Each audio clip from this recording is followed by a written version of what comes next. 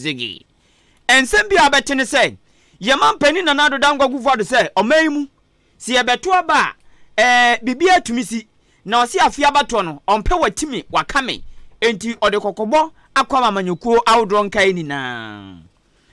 Posi for also signing Dr. George Akufu Dampare, Akasafa one man a tro, Wakasafa sound for ye ehun. So after the church Ghana Sika Samso, Eddie Sadia Kwama Ghana Mabru say, one from Hura a human bojo from Humrem, na eno, and unquabodu a womb. Sounds be a better say.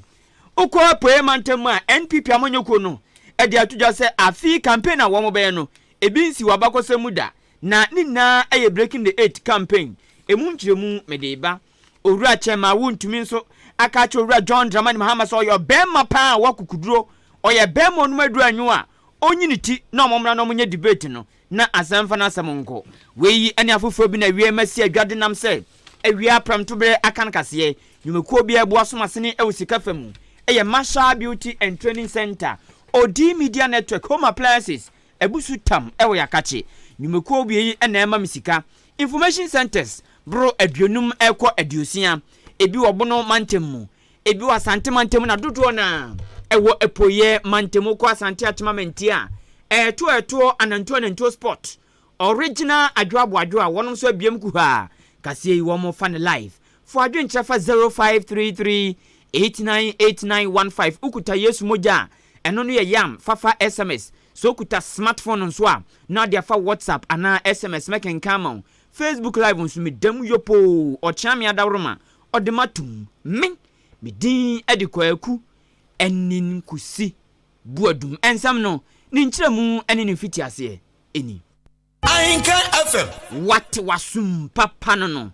abato ya ade bi a yam pempi se ekoso a aman udom titu ni ebibrema aman mu a eya na ehu papa esanse empo yenwade bi ya ye schools ko ye JHS primary NSHS se wo pre ayi class prefect mpo a enu kra no ya na ehu o corporate compound overseer kra enu kra no ehu esanse campaign obeye emu anibre ene de kan no eya no kra mpo no enafom na wa fatoto so obi corporate na shep de fia akunya obi corporate mampani akunya enjanu so anibre no ewosoro pa enjabato de ese ye no mantoto mu nneoma yi a etumi tifa so emede nsem bebri eba ensem ankese asisi ewa amawdo bebri so a enam abato so ene de bai okosalenua a yetwitwa manfo nsa tse de etwa pregondwere ni yetwitwa bi aso oto okwabrane party A osehia party B nkrofo bi na gya no fa ba akota na so ndem ampampa ni akota na so ntem pam ni na eya abato de etumi de ntokwaba esanse eye bre omanfo ni na obi ani abreso peso di nkunim entani bre na aba enti oni ani agro enti abato so anya kukudo no antoto nneoma yi a etumi ginsem amawdo bebre se de meye mfanto no wo man toto mu nneoma yi enti ede ntokwa ene omanfo nsem bi omkekan ye campaign omo ye nkasatwie atemdidie entotwa saa nneoma wani na no ede ntokwa beba amawdo bebre so ewa bibrema enam abato so ene kobai na anua de si wo USA abrochirimamu owura ba ko preso be mampani bi former president owura Donald Trump papa gina simpie so eye campaign anaso etuo tei ni na eye amanyosem ni bia na eno nam so ama Ghana mampani na na dodan kwakufu ado o cheso no de enuema basa se di na ninye hu na anyasa Ghana ye yoman bia ebintumi si osi ebi betumi asi papa na nso se etoto enuema ye ni ye hyehye enuema ye a entumi nsi da ewo Ghana anum se enu nti ye mampani na na do se abatom ntokwa no ade ekofa ba eye kasatwie ade ekofa ba eye atemdidie ade ekofa ba eye ntrotwa ade ekofa ba eye huru enfaso bia ni so saa nyuma nkitinkiti we na de entokwa eba wabatomu enu nti benfo de dwumadie bi hyehye so ewo nkranya wo matudi nse dealing with misinformation and disinformation election 2024 na se obi twantro o kan sama enya ne kure no eno ne asema wo matena se di hu nkomo ye hu meeting ewo abato a eba so ihu wo moto nsafre mampani na nado dan kwakufu ado dwumadie na se ene mampani ede futuo kwama amanyuko ni na se won mo campaign mo ye no mo ma awiamom na wo mu ndi no kure sade be ya enkofa basabasabia emma esansa amanyo no sade wo mo ye no utumi di nipa bi bone ode hu bone be hye ne mu obetumi di ahye ne mu abe ye mfie num emfiedu so ndu boni ni bia ne ho nto no enti mampani na na do se wo mo ye campaign wo mo ma bibia mu nda ofan na wo mo nyai kasatwie atemdidie ene ntro twa no ye mampani na na do se wo mo nyai amanyuko ni na no afuto we ekoma mo na na do dankwa kufuado eto ne nsam so no se na mum samanyuko no mo kwa bonte akoka mo nsam a mo nka de mo beye de mo ba mo betumi de abegu akwan mu eno na mo nka na mo nyai entro do ya mo twitwa etwa ede kiro manfo no ye mampani na na do dankwa kufuado eto ne nsam so eno oka biem se amanyuko a wagana no se ni na no eye masade se si eto aba mo behwe amasomdwe ene obuo ene basabasabia enkosi anya saa de a mo andi wahyese edo enti no se bibibo ni bia kosi pe yetumi abomsobo se mo ene na mosoma sabasabasa wei akwakosie ye mampani afutuo ene ne kokobonsem eni. Political parties and candidates have a fiduciary duty to conduct themselves with integrity and honesty. The spread of false information for political gain undermines our democratic process and erodes public trust. I urge all political actors to commit to truthfulness and transparency in their campaigns. We must all remember that our actions today will shape the future of our nation. Let us engage in constructive dialogue and present our ideas and policies to the electorate in a truthful and respectful manner. Campaigns should be based on substantive issues and policies rather than on the dissemination of false information or personal attacks. Political actors should demonstrate leadership and integrity by rejecting misinformation and disinformation and by promoting a culture of honesty and accountability. I also call on political parties and candidates to educate their supporters about the importance of peaceful conduct during the electoral process. It is our collective responsibility to ensure that the elections are conducted in an atmosphere of peace and respect, free of violence and intimidation. Wei mampani nana adodankwa kufuado toaso eka biam de kokobo ekoma manyokofo ya ene womati taifo ubu onu ma mediam ya bibini mediam ya ndisini ndosore anopa se nipa da sani be kotunu mu na wasini trase ada yankopon ase na de egidie se nipa obo so ni asase onu ma ye na ye so no obeso na nkwa da se urade yankopon mede wase so amade pa bi ateme meda ti so ufu o ma so ti seti asini be campaign na nkwa da saase no onyo osori anopa na ezu eyeza emefa mia na se party na didi mu se dudo no osori ahomachi na obeda nyame ase no kukrudu na no eno ne mpa yo bebo no dia sorry enti mampani de adesede akoma site taifo wani na se me de party we me de atwa me mfuruma party we eno an ye wo yatum ye fie eno an ye som osemu na mu nhwe ye ene nsem twerefo ene ganafo ni na se ye kasem anedi bibi babonten a ade kro no yensi su dia yenye nhwemu sa ade a ede babonten ene kre ansana ye dia ba beto abonten anya sa abri bia be koso de nsam anya ne kro beto abonten na mampani kire sa asam anya ne kro nso ode beto abonten a edi he uti anya ya edi oyenyi eba. It is important to verify information before sharing it and to rely on reputable news sources. Each of us has a responsibility to contribute to a well-informed electorate. Their work in promoting transparency, accountability, and media literacy is essential. We encourage civil society to continue their advocacy and to work closely with government and other stakeholders. The public has also a crucial role to play. As consumers of information, we must be discerning and skeptical of the sources on which we rely. Yemampani nana adodankwa kufuado nene enamuti ye. Na wabambo nsema okenya no. Enamsuma posifo ni na sahene Inspector General of Police IGP Dr. George Ekufudampare. Ono nso akasafa entro twa ya ho. Ezanse adia ba ko ya papa wasetena mu eye entwato so se woni tua paasa de wonyei enso yesi wakwa godi yesi ade onim paasa wondi enso yesi wakodi ade onim paasa nyo na afai yesi wa na akofa ade yi unim se wan fon sample anka yesi wodon saka de chenchina wodon saka entwato so eya papa ade ba ko Japan no uye nipa sa den saa ntwanto so nde ye de bidu a wani enye ho na no na IGP Dr. George Akufu Dampare kyerɛ sɛ ntwato so ne ensema ye de ba bonten a enye no kore no ade a ehu na ema Ghana bambɔ nsɛm no ehim ehuma ye bambɔ nsɛm papaapa enti de ade sɛdeɛ ena ema ɔmanfo ni na sɛ ye na ye mo aposifo sɛ aposifo sɔre tia wɔn mo a etwa ntro ne wɔn ma ɛka nsɛm a enim no so mu tu ɔmo so sa yen Ghana fo no so ye mo awɔ mo boa ye mo wɔn na ene sɛ bi otimantem bi unim sɛ akwa bi timantem wɔn mo ohwɛ nanim ene akama ɛda na fo no wɔtum sɛ akwa yi ensɛmu o ɛkɔso no na edi za nsɛmu yi ana wahu bia eno ansa papa police no afrɛ no amamo hint akwa no ɔhya no nso yo minsuso na yesi na adwuma na yefo e de ama wo mo enti owura George Akufu Dampare kyerɛ sɛ ɔmanfo de nsɛm a enye no kraba bonten ɔmanfo etwa ntro e de ha adwen ma bambɔ nsɛm eye hunu saa nkɔfo ni na no posifo ni bre na ɔmo tom so sa ye na ye mo chidom te sɛ de ye twe ayi nhyɛma e wɔ poso ɔyaaye yanko TIGP.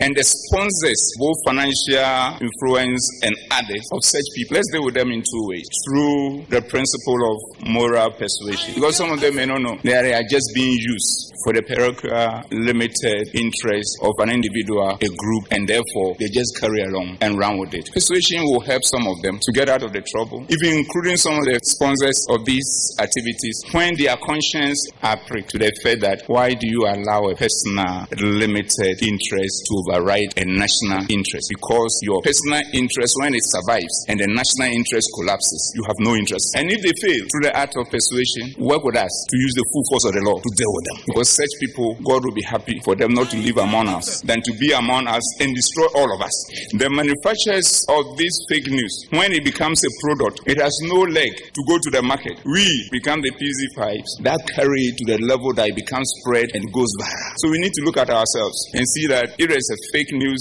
disinformation, misinformation, and it is spreading all over the place, we are responsible. So if we are responsible, how do we deal with it? And that brings to the fore the concept of critical thinking. It is noted that sharing is caring, but when it comes to misinformation and disinformation, sharing is not caring as soon as you receive it. Nipa mote so kase ye Inspector General of Police IGP Dr. George Akufu Dampare metwa ensam no so fitise Ghana ye frɛ ase ate ase sɛ ye de kabima meka bi bebu oman ene ye frɛ ase sɛ ye to aba mfie maakomako aduasa mienu ni akyire ni Ghana e frɛ ase sɛ ye to aba ne mfie maakomako be ye aduasa mienu akyire ni a ye frɛ ase sɛ ye to aba de tumi ahyɛ nkrofo bi nsa no ama efitu ono no Ghana fo fitise abre no ya obi won mo padwuma na onyapɛ na ɔhwɛ nipa no no kɔto abama no ma ne tumi no na ɔhwɛ nanim sɛ MP minister mampani onomre na dwuma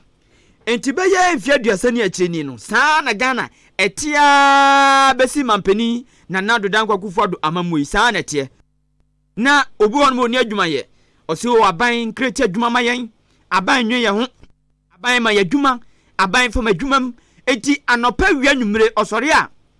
ache wanti bibi bone amfa aban no ho esanso onya adwuma nye na ono anso ntumi mfa na adwen anya bibi nti bonsa afi no so asom ni edi aban na tem na mama otumi na mama adwuma nye de bia me na mbakire bakire me kyenkrama yata nani so o mama adwuma nye na me kotire battery menya adwuma ni bi nso ya me ntumi na ma sustain no enti no atem die saa ne subo saa ne da bia me hwa aban nim aban mama adwuma na eno na osoafo abedie tu ahwa Ghana sikasam so sanso amra shebedwani ema de hye won hyai so abeto ampeso so onumnyamfo Steven Amo adodo na fanestika papa ya babonten kire se mo a mode mo ho to aban so na mo hwe aban nim se aban ba mo adwuma no mo de mo ho mo nunu mo ho ana mo sere oso yo babunu tituru na se odo ho to aban so se aban mo adwuma na se wo hawo e wo baabi onumnyamfo Steven Amo a etu Ghana mabunu ni na afo se wo pa adwuma na wo hwe aban nanim a wati se aban ni ma wadwuma e so ofrase wa free bibiase afuo bia no akwaje ayi half plot na ne entosu gene na wuduaduan kakrakra saa na agibum saa ne mprako bia no akwakope ba akubi na ne wanyenya na ya no akofo obi de no abeforo no na wawo na ne wo ko anim saa ne moto okada na abetwi a na wafrase bibi kakrakra uyo ba ujina so pa se nkatebo wie bi na abeto a no anoa na suti na de na yes nkatebo ye wa ho nkatebo ye se meti bi nso a udi anu adi ne anu adi nokre ensa o ba ya poki asama sa o se wonso hwe na bia no ntumi a ebia asana na abeto a no ahyehyɛ ho kama de se de okogu kokoso na nso na ne uyi atia krochia se nyuma nketinketi wani na no eno onimnya for Steven Amo swafo ye swafo be de chi ohwe Ghana sikasam so etu Ghana fom mabunu fo se momfo mu rewre nyuma bi se mu na munya se metwa aban ba madwuma aban bi factory aban fa madwuma aban ye se oso ye sa o de ho papa enjono de o se na futu ode ma Ghana mabunu eno no na ohunu se odo ho twena aban so a aban no oyenipa obetumi adu hwambo enti no wanso fra se ye bibi enu mom ene beboa ne sa aban so de bibi ba na ne odi apeso na ne etu na asiska gari nensemni. You can easily start something as a young one. And even if you are already having a white-collar job, you can diversify. You can spread your risk. It's so important. God be the young people as well as the energetic men and women should take the available opportunities, create new businesses rather than scrambling or struggling for the limited job space for the growing labor force. Entrepreneurship is an illustrative element of a strong private sector-led economy, creating new businesses, creating more jobs and employment, enhances purchasing power. Onimnya for Steven Amo ya swafo abede chwohwe Ghana sikasem so. Osanso amrahye bedwani ewo nhyae so abeto ampeso so nene ena mutiye na asema papa kan ya no. Na no mpu ansi mekwa poemantemu. Poemantemu ni na kasemafo banu dani ma NPP amanyoku. Owura Evans Osayebo a. Papa ezo asema kan se, "Oh, wo yo babu na fa ho twene aban no osititu ni NPP aban na osese oye babunu na ye NPP ni a boa NPP party no na onkoso ntena aban mu se de be ya upe bibi a ubo prunu mu ohun wani ma Tescon vice president unie na brai Tescon organizer unie brai na me pesam do to na se adwuma na fofofo amon entono nso asemo kan se so ye NPP ni na ye NPP ni ba mapa na ope party na sem na opese da chi bi party ni boa NPP party no na wo nkoso ntena abam esan se wo mu ni abam na ope bibia obe bransa na wonsa kan na ebia NDC abam ana ebia na kwa me cheda aye mampani ana owura lankojo trematen aye mampani na otene office anu abo awuram ope den a me ye NPP ni me bepa adwuma osese de obeta woni so no wa woni so beta enu nti Owura Evans Osayebo a ejarsede to NPP atitafo ni na anim se afia ba eba so no enya ba toke 20 obi anche nsapo mu nso na obi antintim morete se de mu twa teche ewa asante achem ofuase ede ko asante achem praso kwanso mu na mu tintim morre na munya campaign na apipika te se abrewa ekoko na munya campaign mai munya dupa se de be ya afia ba to no betumi adi nkunim Owura Evans Osayebo a to an nsem so a church nsemu e na o kire se mo anya ne sa e na o kan mo anya ne sa na NPP free abam se kikim na se mo a mo pe bibi abam mu a wo abra obebre no wo wie school o pese e fo adwumam bra obebre ansa na ya fa wo no o pese o ye fire service adwuma bra obebre ansa na ya fa wo no o pe soldier o pe police o pe nurse bra obebre ansa na ya fa wo no entono de na futu ode ma NPP ma ena titafo ni na ne se mu na mu nyi mu yam na mu yire mu hunya campaign Owura Evans Osayebo a to an nsem so e na o che se afi abato no epoemantem de ensusua ne totoya wo ma ye ene se wo mu ebekọ efiefia awdo mu baako no makwa akoye campaign no esan se wo mu sunu se wo mu tumi yesa ene bebo ma breaking the 8 no atumi abem Owura Evans Osayebo a esan so ka biem kan se NPP amanyoku na wapoemantem akandifo no executive no wo mu na so edodomo pa akwa se maku a ewo Methodist asafo mu akomakol kwankol esenu mpo no yama o se NPP amanyoku no akandifo wapoemantem no ehwo manum mpo a no mu yama enti wo mu dodomo ho na o makom so abom te se ekoro ene honam enu nti afia bato na eba so no campaign wo mbe no ano odin esansan kabomu de odie bibia ano odin na ema de kron so eyeye na eso abapa owura no egusu ade ne nsem eba na wieye no ena o kye sei onipa bi a oka bi ewom onipa bi a no huhia e wa bato bremu onipa bi a woyi ni free abato mu a ebeye hu amawo na anhwa wo be hwere abato no saa nkofo ni na no appointment wo betom so sa wo be kom so baako ti se de pilolo ne yeye enu nti no wo betom na so sa na omo ne omo dinsa wo so akyereke nuoma mu akyere wo mo na saa nkofo woni na de omo ntoma bebo omo de ano te sa akorafo a wo mo ko brimbe ma baako no matumi aye campaign no ama campaign no atija yiram ti se Roma for bonfire Yajia to say Eastern region there you be running an African election. I making sure say obi biara or matter or region no you be reach out to na yama omanfo no eye party base no ate say menya hwe no eya doso na say MPP wa ban mu na unya hwe NDC ba na obenya bibi da bi eno nti no e wo so biara no ba on board na 4 months akari de eye project aye or region mu ase ye hwepe eye every party person on board na ye nyira ye djuma no say de be ya ye betimi e de break 8 nti Eastern region there party no you united front with the regional chairman in party penifo and no aboa ma wokọ constituencies nso a ebeka say the tripartite committee wo munyina kan ho abomu a omu nyina ye adwuma towards elections no enti Eastern region there ye ni abre a pese ye maintain your relevance in the party we ayora Evans Osayebua ono na ye communication director ma NPP amanyoko no appointment ni na sentem ni yehu so be hu na Dr. Bomia na wasam yawa na oda poster so fefe flyer so bon se MPB so dan nchen enti bonwa se asenema so across so Honorable George Kwame Abuaje ne dia babonten Oluwa ene Baomia wo mo fam ho Baomia ne Oluwa ni na wo mo da so o achimodan aba ya posters ne dan nchen kra nu anajo na wo mo fam bi eno so sa Honorable Alexander Kwasi Akwa ene Dr. Bobby omu na da krata ba kuso ene mo fam ba ho ene ye de aye ne car so fefefe gu hu akonakono eno nso ye hu sa ba bonten okọ achimuso do onum nyafo Kennedy Osenya akon adwumawura ono nso sa fefefe oni Dr. Bobby wo mu sunfo ni edi ahim okọ kede chese miamia wodo bebre appointment de kamia se Dr. Bobby ene MPs no obia flyers aba bonten na no ne ebusa communication director se adede na asienti a azo bia brande ene MP ene Dr. Baumien eno na owura Evans Osayebua echirim say ai oye no kwal Dr. Alhaji Mahmoud Baumia on the campaign no ode ba appointment mu na appointment na oba no omba na hogon so kra oba na ni breso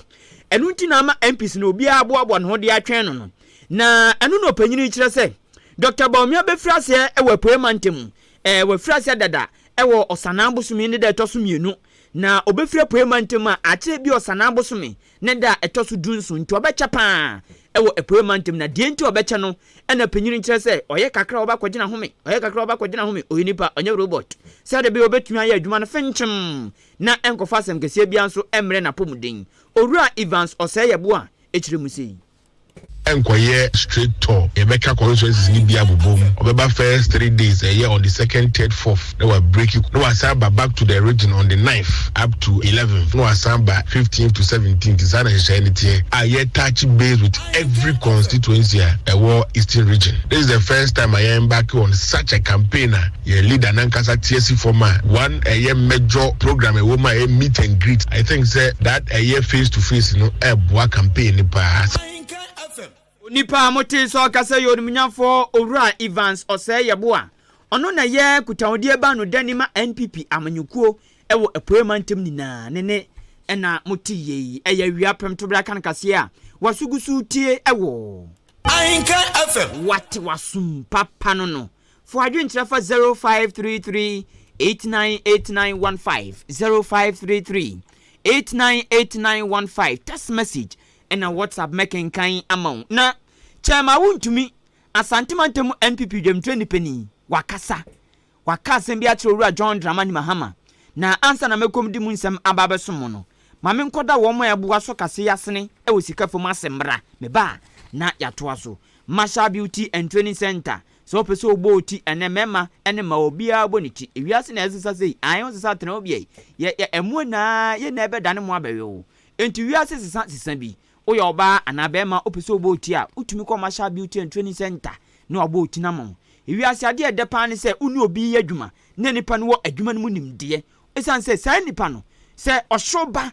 putupuru bi ba ana edubre mu oden kra nimde na wanye wadwuma no mu ntino otumi kura mu ye eye mane ye fe na ye akono. Masha Beauty and Training Center ono no wabotre sa enipa botre ena onya problem won nsa ko onya problem wabotre sa anti owonimde wadwuma no mu enti se op baabi obebo ti professional na afata uti kwankora na eya Commercial Beauty and Training Center wabini wom obe de ope ama ofefefe na enikasam ne se Masha osanso eye makeups oye pedicure manicure nini nano oye nanu mekoko reminenti ebubu mawre eka so kakra oh na okopa na oba asam yawa na watam onan bema nan de sinistre so a as wenya duane bi a odi ne buro nyabre nyasem ketoa onya brema onan no ewrewre hu yi hu fini na owie wa yi mawrem nya kakaka vodio nya kakaka vodio bi yu mawrem na owie wa kan so fefefe wa do na tumpa bomonze aha zana mi di me ho abro ko Masha Beauty and Training Center oye sa anyoma we nyina ne treatment eye kama ema no nso mo pese mo ye mo mawre na mo hye mo nails ne fefefa eye akone nchen obi on mo hye mawre na so de ba ochintogoni a odi bronya ho na ye gon wankoye ne baby papa Masha Beauty and Training Center wa bin onim colors obeyisu onim de oye a wo de na mabonte a obi hu anasofo bi hu a ontumi mu akutia esanse oye dwuma ma wa makeups nails pedicure manicure ni sa etribo ni sa anema no oya omane mbro nyankopon limit so Masha Beauty and Training Center na kone nchen na de opebi obeya amon epacho owa adwumayfo bebri e wa apprentice bebri enti uko no so ko bibia ntentem ebi on mabo sinipa nan no mu gire tire ba ko pepa GC 20-30 minutes ni awie na wo kono obi ko boni ti otumi di be 4 hours 5 hours aden a me ye washing oh yeah washing I then na me she drive and enzem bebri owie no de afan ko din kwa azem Commercial Beauty and Training Center all the pepa bibia ededa na kwan mu se wutu kwa ko program bi abadinto ayefro ayie na opeso de masha akono kosiesie ho a ekwan da ho ana wo dan ne mpotem ebia okote stop akiri baby odan SD akiri baby enko na hia tokrom baby Pentecost olai wo aboabo Pentecost tokro bi mu baby a wo mpotem ya utumi makrom a eno nso frene pe obema dwumayfo ne bia ba be ye de opa ma eno nso oye door to door service afi wo abofra bi won ma na ne gitrebo ene makeups ho a ose fa ne bra obetreni no bosume kakra bi na wa ma no abodin krata obetumi de aye dwuma Ghana ha ene wiase afa na nina achimodan odu ba bia traffic light no na yese de wo community nursing school mo no Legon hono na freno 0208 309 581 0208 309 581 and 0244 171667 0244 171667 Masha Beauty and Training Center onene nkasa Odi Media Network ya di home appliance opebia aba home appliances ene na ma efie ye denei wo fie a wo hwe TV na wo tie nwom na obi bi kakra so chef fridge na achikri o chese wo iron o sanu man kitin wani na tuche fia wo mpie uni obi nkonya asem ti home appliances se opeso obenya asem a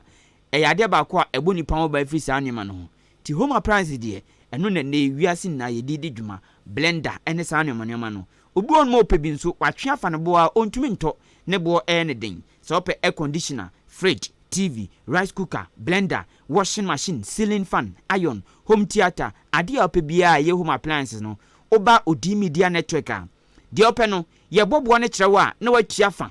Na ye de ade krona ma wo. Ni ama bosume miansa se tua. E fa na aka ne kakran sa ne nhyehyɛ ye tie. Se oba nso na okuta bulk money a, eno nso ye beje. Problem bia ni wono mo. Enti Odi Media Network ye nhyehyɛ no no. Tien yaman krofo nya home appliances easiest way enti bra yakache na oni endin sa so achimodan divisional police command ya dodo na aka no MTTD yene no ene din hwanu mu e wodan kwantanum me patcho frey 0539 500 514 0539 500 514 na oni Odi Media Network edinsa woso afa home appliance ho na yama obi amoni age afi me kwakọ wie kase no e wasantemantem Ahenkan FM what wasum papa no for adwenkyerɛ no fa 0533898915 text message and na WhatsApp making kan ama over Facebook live nso a ochia me kwa me de matum yopo ani YouTube na wa hwa Ahenkan 93.3 FM fa adwenkyerɛ no bra making kan ama asantemantem dem treni pani man new patriotic party NPP amanyoku owura Bernard Entwubo siako dodo na afa ne chema wuntumi na nsentem ade bia ba beto amanyofo ni trim na obi wonma obesori anopa wi anwumre debate aden a debate yenye debate nso de engofo mienu na matia gina na ye de asem baako anase ebusebusa nsem na we yakane de ebi wonma asem baako na dapono so ye ko school no yes ye debate quiz ni de keka ho I am against emotion. I am pray for emotion. Why no can no we can enubi. Na the ababa to ne say. Wọ́n se owura John Dramani Mahama wa be vice president pen.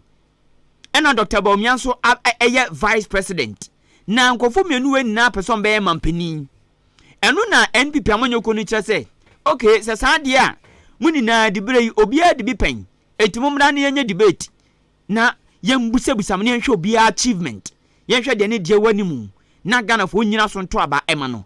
US fo ye bi na nzenya enti NPP amanyoko de omani abre papa se chenchina frankatuni ma NDC amanyoko a waye mampani abede kire pen wasanso aye mampani owura John Dramani Mahama omra onje penie na one frankatuni ma NPP amanyoko a ono so A2 franka ma NPP no aye vice president pen ogusumpu AD no owura Dr. Alhaji Mahmoud Bawumia wo mumienu wo muntinyina no munye debate na eno na asemi akwa se NDC for twetwe omo ho wo mutwetwe omo so na mu pade agina so de apretumia debate die dabi enti ade no maka owura John Dramani Mahama mfi wo mo eno na owura chairman untumi so abeka bia o che se owura John Dramani Mahama so ompo debate no won be manaye osi onya ntro na wafrasi atwitwa atwa no na enye no ene beboa osi owura John Dramani Mahama ye nipa bia o kan asem wia no asade no atwitwiri fom ono a tumi kan asem enei opritumi no o kekan sem bia ono a kakan ya na enikwan sem ko kan enei o kan esesa na no enti osi owura John Dramani Mahama de enikwan se Ghana fo bom hu musuo edi tumi kwhye ne nsa se omra maginya mampani o medi Ghana so dabi o se nya de obetumi aboa Ghana ekwan bia so enti chema wuntumi de wakasa tia se owura John Dramani Mahama se edi tumi hye ne nsa se kikim hwan sikasem ontumi nya ne ye ontumi nya bibia ye nteni kwan se Ghana fo ebom hu musuo edi tumi hye ne nsa ye ntie ne nsem ne sede okafa no John Mahama person yes say there 4 years or kan ye na ne campaign manager so busa say 4 years ni na 8 years ni dia open no so mo pay 8 years no say there asamwa and this 4 person mo dan ne say 4 years is enough to do development obua kataman pro eti Mahama wo so wo sobo odwen say asay no obeja economy na ma girlfriends no omo ko ayayi odwen say asay oh Mahama no waka say media men shebo obua wo be shebo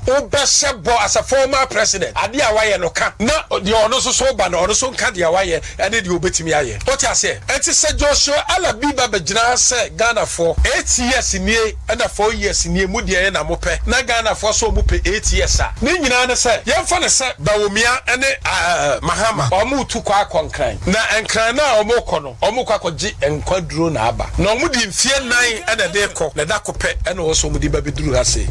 de oni mfie nan ko no oso okwa o mabio de owo mfie nwotwe no okwa esense owo mfie nwotwe nti no obetimi de aba because oso odi mfie nan na ekọ kokoduru ho na odi mfie nan asa de aba ha bio enti mu de he na enkwaduro no obe soma ne se obi a wotie bibia ya wa wonkwa aye free education wonkwa aye agenda wa wonkwa aye ya kwan wonkwa aye I want district one factory wonkwa aye ambulance wonkwa aye Ghana wonkwa ane yekọ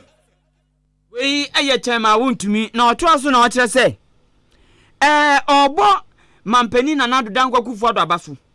esanse na nsentem yenkohwe de waye posifo atena e ba ko otesa no wonkran wa ma onu ma yakona uduru abekasa burujiri nanso nya brochiri Ghana ya ye gates mu eyinka emu a ena omayo no makona kono san no owura achema wontumi kire se mampeni nanado waye bi papa waye bi papa na enu nti o se Ghana fo ntoa ne candidate Dr. Alhaji Mahmoud Bawumia so na ono so mra metoa so o se ye pese yekoso a edide e wo fie secheso ye pese yekoso ahu akwan papa ye pese yekoso a ehu bambo a ejina ne naso aposifo di moto no mu nem etrenitri ye kwa ha ne ye ba ha na bi nso de yom personal rounds ane de ka ho a ye ma aban ntoa so o se ye pese ehu enwuma se e pruguti so waduane a ye ma ekwan na Dr. Bawumia so entoa so ene ne ma wodo bebre ye pese ye tedde pan wo Ghana de a Ghana for monto abani bum ema Dr. Alhaji Mahmoud Bawumia. Now come back to chapter 6 now. Ose hwehwe osoro ahimie ene ne trene kan ne de aka bia me de bema wo. It is a wo kwano a ana ne ma pa we pani ade nyina betimi abam. It is a Bawumia timi ba ana wo ba no betimi anya adwuma ye. Bawumia timi ba ana wo betimi anya adwuma ye. Wo school a wa wi ade ade na no den na na do da kwakufu ado ba. Eni pa 6000 aye wo wa yi. Aye asantema mu. Every year bia over 100,000 ene de ba. Hwe ene ko tasa no na ko hwe police for die. Police for die pa ni. Ne fe. Me se chairman bi ni adisi oni ya sedu nkatia na nam NDC chairman o se on pe Bawumia se na mom ade a wahu se akufado aye ade ama police for no obeto na ba ade ama bawo dan pare mai ane aya police for yi omu kura helicopter dan so ka yeska for dia ene BBC pa police for no hwiu no metu no de ababisi ba ye tra Ghana ha se ye na military for pen ne wo bie ene akufado ene obehu police ni bia aye te se one police one motor edu na jo na mu a ye country ni safe na no da hwese de dan pare si bo akufado abaso se me se boss wo bo na sa wo yire wo ho bo a se referee mpewa asem kura no a you will win onipa amoti so akaso yorua Bernard Entwibo siako dodo na afane chema wontumi ono ana edwomte nipa nima NPP amanyukuo ne nkrabata wo asante mantem nyina ne enamoti yi mejia we so nam de wia premtobre akan kase no asi omanfo adwenkyere me de to aso amawo Star Boy si o hwe me live every afo mem airport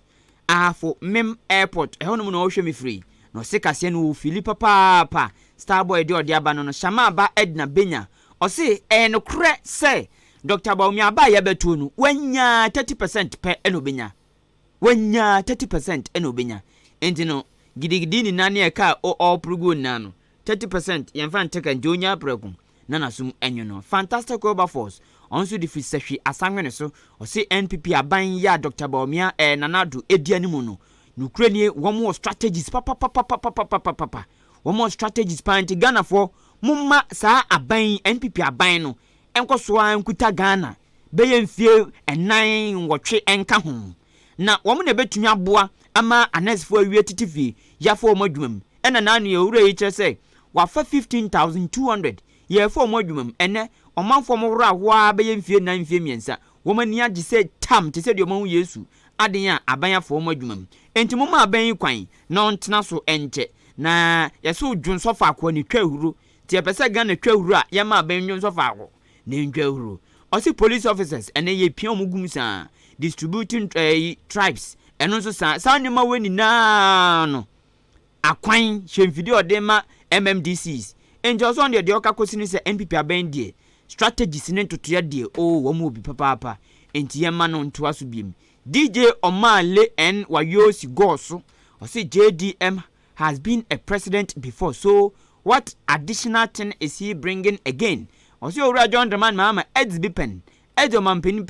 enti pra pressure baby dem pa de wo for ben pa na adeba ko mensa pilatu di fidomi kwa binya ono so asemo kan say no matter what NDC propaganda inshallah Dr. Bawumia ni napo wo bebriki 8 no ne de odi abetum no Francis Kaswadatus or say a Japade document no minka wasam ne fantastic Wilberforce and say NP okay medin kan boso teacher Kojo Tepa anyine susu or say bibia dia dance bibia don mo clear say Dr. Bawumia abato no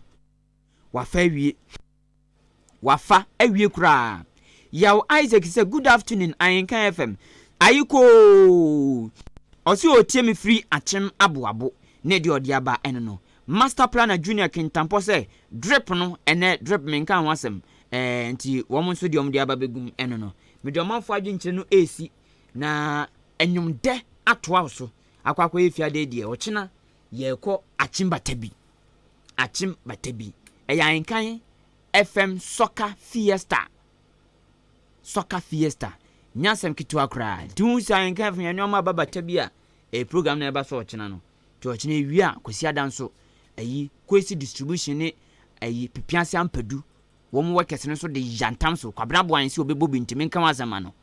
Wom de jantam so odan astrotef no so kwasi ada ye nyasem kitu agada shoe say obe supporto pipianse ampadu enterprise. Agada shoe awie ma ha one Father Eric awie mu na mi chiamo papa manya ne tiese mu tie kase no. Bra kwame achima boabo washin be wura aka Mr Too Much awie nso ma ha mejiri se wumpum bokode wagye atum adwa ne hu kani wofo wofa wom so ewa sante achima mantia eto ananto sport wom agye kase no atum prekope wom asenyase wom so etie bi pa wa utie kase awie nyame nhirawo mekọ na nyompa atoa so eye music upon music music upon music akrobetini sembesi akọ achima yire bi a me do Eastern Regional. I just tune in to 93.3. You get the music, you get the news, you get information, and a constituency. Me producer, Esther Chei Boahima. Samuel Dakun or Charming, Edmiko Facebook Live, Billy Man, a technician on duty. Me Dean